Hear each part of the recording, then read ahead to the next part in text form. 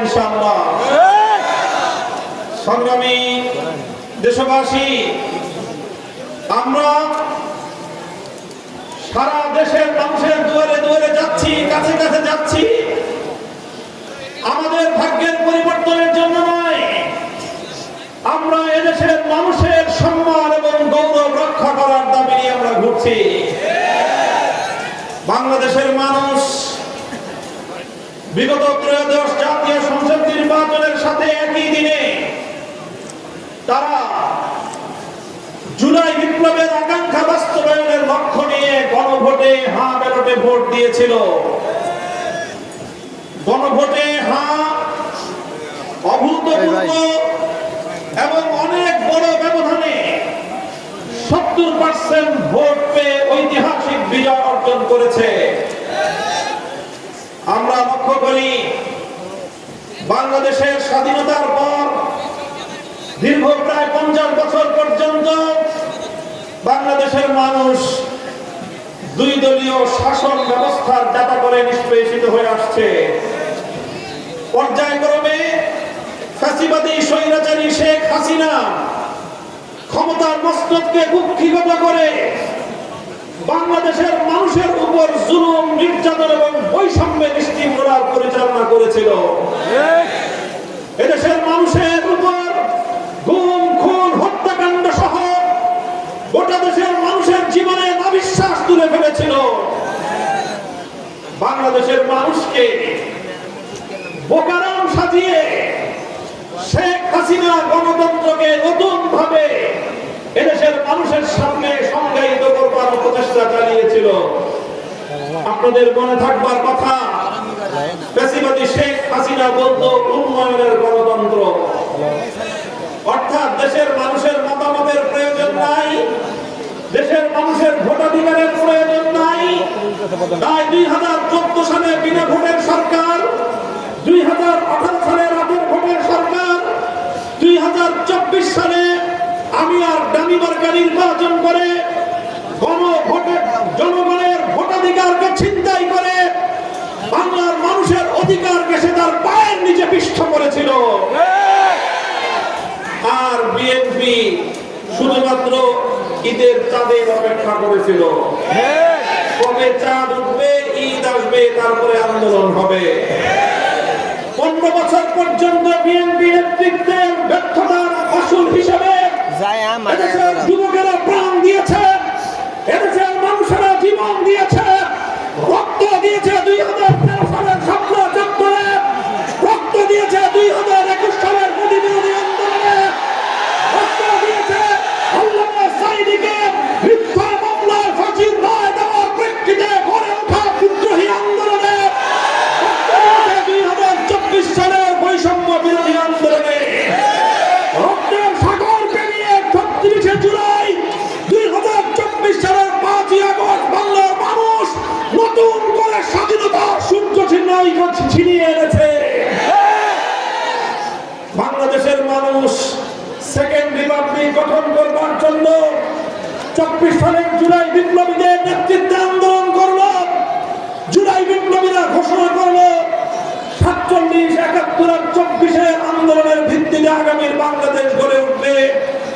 বাংলাদেশের মানুষ চেয়েছিল তাদের ভোটাধিকার প্রতিষ্ঠিত হবে, বাংলাদেশের মানুষ চেয়েছিল বৈষম্যের বিলোপ হবে, বাংলাদেশের মানুষ চেয়েছিল ফ্যাসিবাদ চিরতরে বিতাড়িত হবে, ফ্যাসিবাদের দুয়ার বন্ধ হয়ে যাবে। কথা বলেন ঠিক না বেঠিক? আমরা চেয়েছিলাম বৈষম্য বিলোপ হোক, আপনারা কি সেটা চান? আমরা চেয়েছিলাম ফ্যাসিবাদের দুয়ার বন্ধ হোক, আপনারা কি সেটা চান? ফ্যাসিবাদের দুয়ার বন্ধ করার জন্য, বৈষম্য বিরোধ করার জন্য জাতীয় ঐক্যমত্য কমিশনে তৈরিপত্র করলো, সনদ প্রণীত হলো, জুলাই সনদ নামে সেটি স্বাক্ষরিত হলো। যেই জুলাই সনদের মাধ্যমে একক প্রধানমন্ত্রীর ক্ষমতায় ভারসাম্য এনে কিছু ক্ষমতা রাষ্ট্রপতির হাতে, বিচার বিভাগ সংক্রান্ত ক্ষমতাগুলো প্রধান বিচারপতির হাতে, আর বাংলাদেশের রাষ্ট্র এবং প্রশাসনকে দলীয়করণের অভিশাপ থেকে থেকে মুক্ত করার জন্য নিয়োগ কমিটির নামে আরো কিছু ক্ষমতা বিকেন্দ্রীকরণ করে একটি বৈষম্যহীন ফ্যাসিবাদ মুক্ত বাংলাদেশ গড়বার স্বপ্ন নিয়ে বাংলাদেশের রাজনৈতিক দল, বাংলাদেশের আপামর জনতা দীর্ঘদিন পর্যন্ত সংগ্রাম করেছে, আন্দোলন করেছে, ঐক্যমত্যে তারা এসে উপনীত হয়েছে।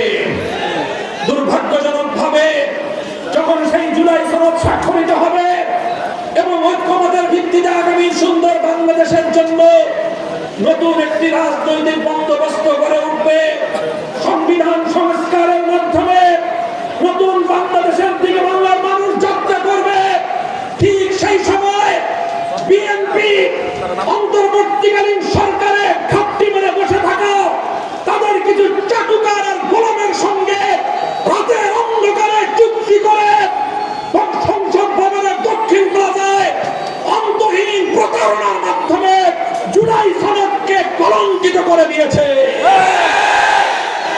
আমরা বলতে চাই, তোমরা যে প্রতারণার আশ্রয় নিয়েছ, ৩২টি রাজনৈতিক দলকে অন্ধকারে রেখে বিএনপি এবং অন্তর্বর্তীকালীন সরকারের কিছু লোক যোগ সাজস করে তারা নোট অফ ডিসেন্টের ভিত্তিতে আগামীতে ক্ষমতাসীন দল তাদের এজেন্ডা বাস্তবায়ন করবার যেই চোরাই পথ তোমরা আবিষ্কার করেছো, আমি বিএনপিকে বলতে চাই, তোমাদের কল্যাণকামী হিসেবে বলতে চাই, এই চোরাই পথ দিয়ে যদি তোমরা বাংলাদেশের মানুষের সংস্কারের অভিপ্রায়কে পায়ে তুলবার চেষ্টা করো, এটা হবে তোমাদের জন্য আত্মঘাতী সিদ্ধান্ত। আমরা পরিষ্কার ভাষায় বলতে চাই, আমরা গণভোটে ৭০% মানুষের যে অধিকার, ৭০% মানুষের যে ইচ্ছার প্রতিফলন ঘটেছে, সেটা শান্তিপ্রিয় উপায়ে বাস্তবায়ন করবার দাবি জানাচ্ছি।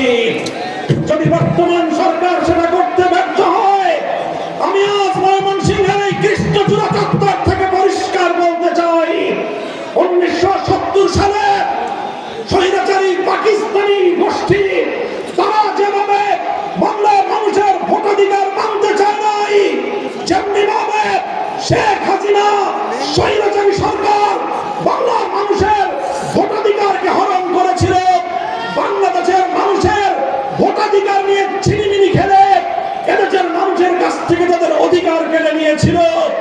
যদি জনাব তারেক জিয়া এবং বিএনপি যদি সেই পাকিস্তানি স্বৈর শাসকদের আর ফ্যাসিবাদী শেখ হাসিনার পথে হাঁটে, বিএনপি এবং তারেক জিয়ার ভিন্ন ভাগ্য হবে না।